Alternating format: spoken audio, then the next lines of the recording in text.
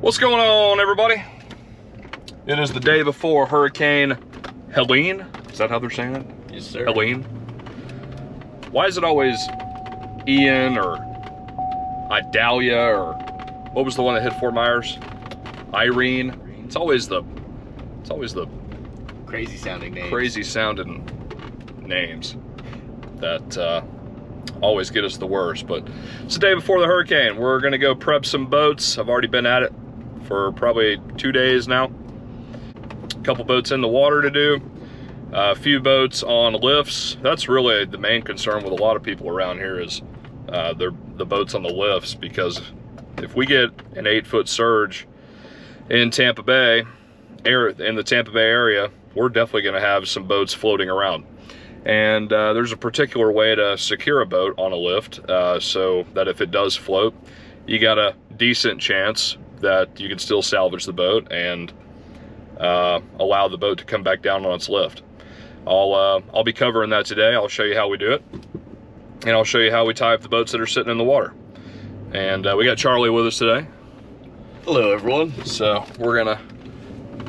I've been doing this by myself the last day or two, and honestly, it gets kind of old. It's not fun tying up all these boats and putting extra lines on it. It can be a lot of work, and when you do, 8 boats in a day, it can get a little old. So I recruited Charlie today. He's gonna come help me. And we're also gonna be videoing a lot during the storm. I'm probably gonna be riding around. I don't know, it's still kind of up in the air as to how hard these winds are gonna blow in the Tampa Bay area. Some are saying that we're right on the edge of the cone, so we might only see tropical storm force winds, or saying that we're gonna be right on the edge. We might get, Cat 1 or 100 mile an hour, 120 mile an hour winds. So we'll see what it is, but I'm at least expecting 75 mile an hour winds for sure. But if we get 120, 130 mile an hour winds, that will not be fun. Will not be good for this area. There'll be a lot of water pushed up into Tampa Bay. So we're gonna head to the first boat here, which is a 38 galleon. Put some extra lines on it, make sure it's gonna ride up and ride back down. That's also the trick too. You can't forget that it's going to come back down as well. So we're gonna get after it. Well, it's definitely getting windy. Winds are starting to come in. Just the Miss Hub.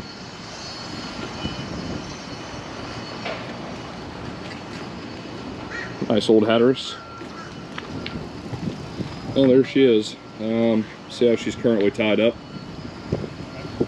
Looks pretty good. Should just be able to double line it up. Add a few spring lines.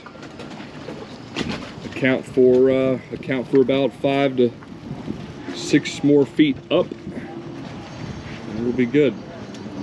All right, Charlie, his lines are under the aft seat here, so let's pop that cover off and find some lines.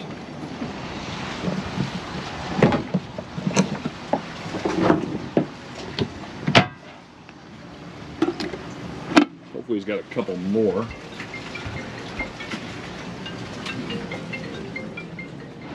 All right, Charlie, so let's do one more long spring with a little bit of slack in it from this mid cleat all the way up to the forward piling. So you can just do the loop around the piling and then bring the tag in back to the cleat. Alrighty. So we're trying to spring it on both sides. Well, look, so vendors don't do a damn thing on docks like these. It doesn't even matter if the dock gets on, if the boat gets on the dock. It's all about how you tie the boat up in this. Okay.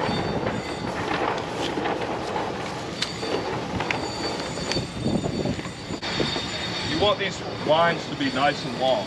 The longer they are, the more they'll travel up. You know what I mean? Yeah. I see people all the time. No, yours is fine. I see people all the time go up from here to there. It has to be long. I got it.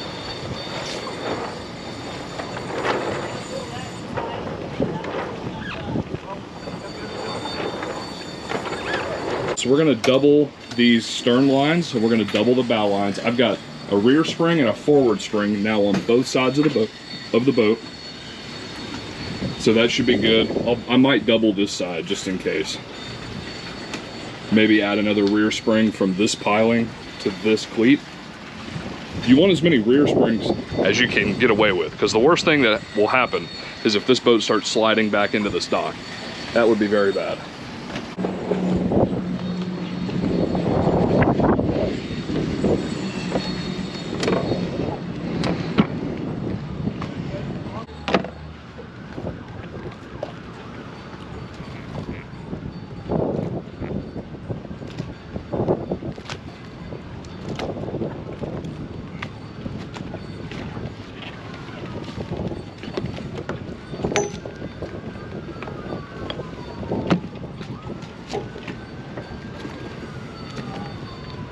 You want these lines to be as long as possible, not slack length. You want the line to be long but tight, because the longer the line, the more it will travel upwards if the surge comes in 8 feet.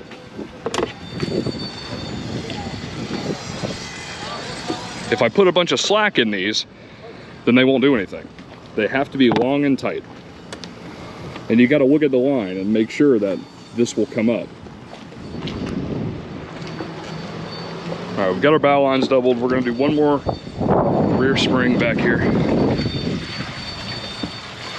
Charlie's got that good. Got that long rear spring all the way to here. So we're solid there. My main concern here, he's only got so many lines, right? That's how it always ends up. But your main concern when this surge comes in is the water's going to be flooding in, and it's going to be coming from the ICW there. Okay, so it's going to be pushing all up into this bay. This boat is going to want to be on this dock. So my main concern is making sure that this boat stays off of this dock when it rides up. So I'm doubling this stern line right here. The starboard bow lines are tight, as tight as I can get them for the, as tight as I feel comfortable to allow the surge to come up. We got to keep this boat off the dock. We got to line these fenders up right. But once again, like fenders, they only do so much good on a fixed dock. You know, once this boat starts rubbing on these pilings, if it gets out of place or out of whack, it's not going to be great. All right, once we get this stern line done, I forgot all these window covers got to come off too. It'll just blow those snaps right off.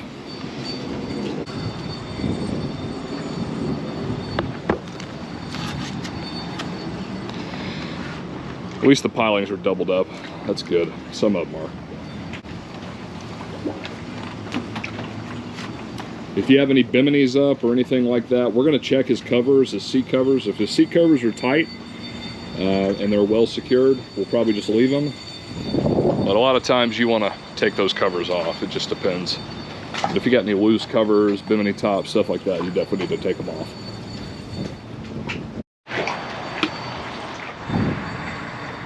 We went ahead and made the decision to get this cover off at least, because it's kind of floppy.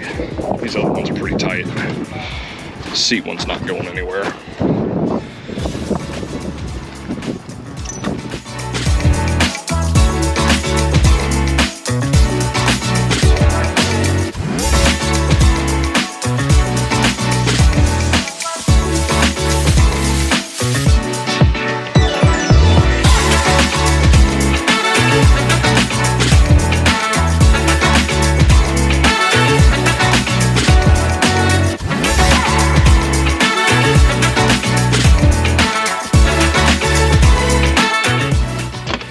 Doing all this is making sure their panels are good too. We need to make sure battery chargers are on as long as possible until they kill the power.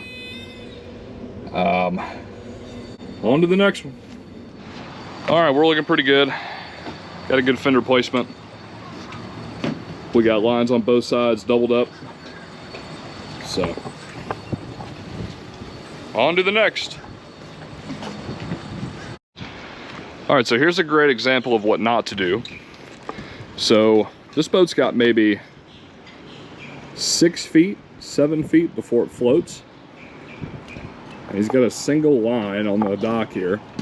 Now what happens when that boat, and he doesn't have a line anywhere else, So what happens when that boat floats, and now this line is on a downward angle to this dock, and it starts pulling the bow of that boat down while it's floating.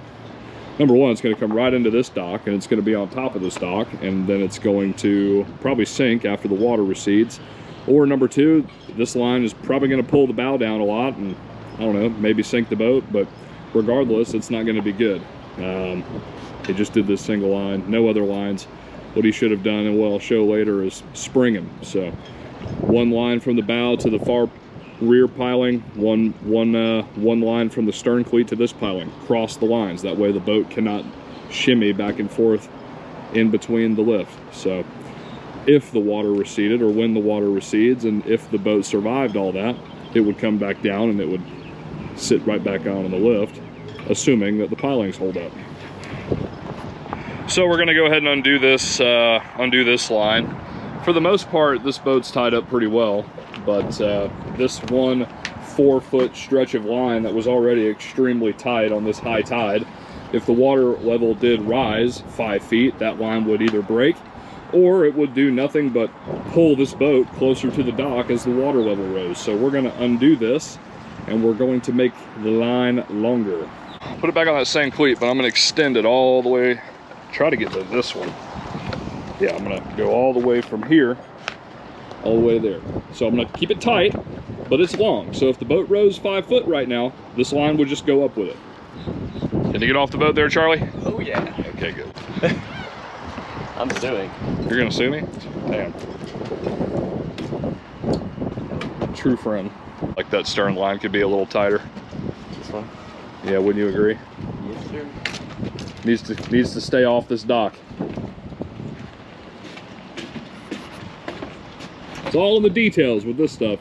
It'll make or break the boat. Cinch her up. There you go. That'll work right there. All right. How we gotta do this Donzi on a lift? Got to get this cover off and secure some spring lines on it. I'll walk you through how we do this one.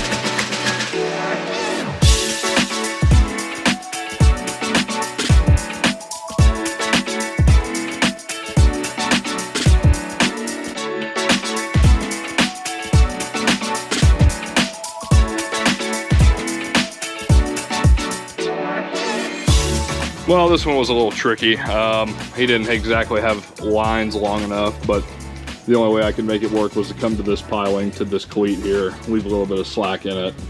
This one's gonna be good, but I wish I had one longer than this, out far enough, but I tried to go all the way to the stern, but the line's not long enough, and he doesn't have any 25-foot lines, so keep 25-foot lines on your boat for situations like this, and honestly, 25-foot lines are the way to go anyway. 15-foot lines are pretty much worthless, but unless you're tying up to a floating dock. Have a bunch of different lines on your boat so you don't run into situations like this.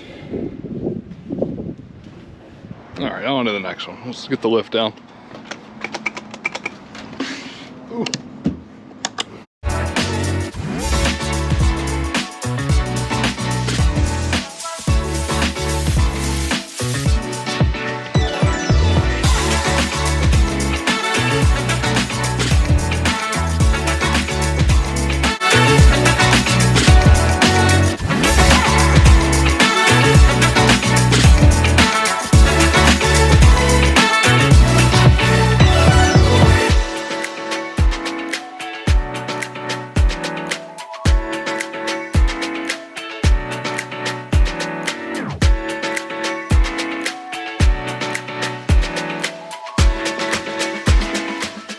It was years ago. All right, we sprung it.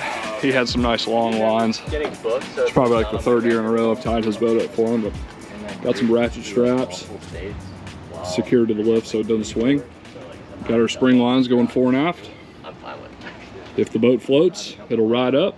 Spring lines will let it ride up. It'll keep it in one spot. Hopefully it sits back down on the lift. That's all you can really ask for.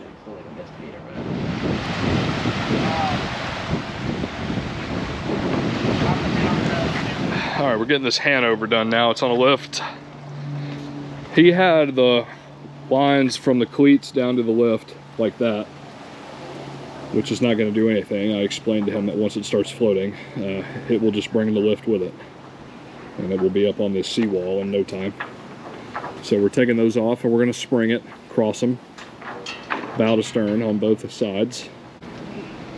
You good? Yeah. I mean, don't kill yourself. If you can't get it, you can't get it. And I tell you what, to make it easy on yourself, just go around the piling and back to the cleat. Okay.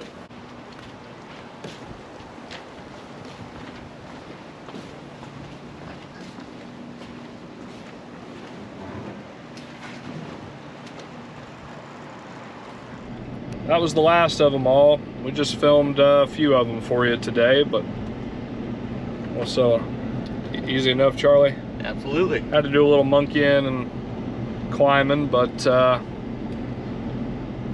got the ones we needed tied up to get tied up. The storm is coming in tonight and tomorrow morning.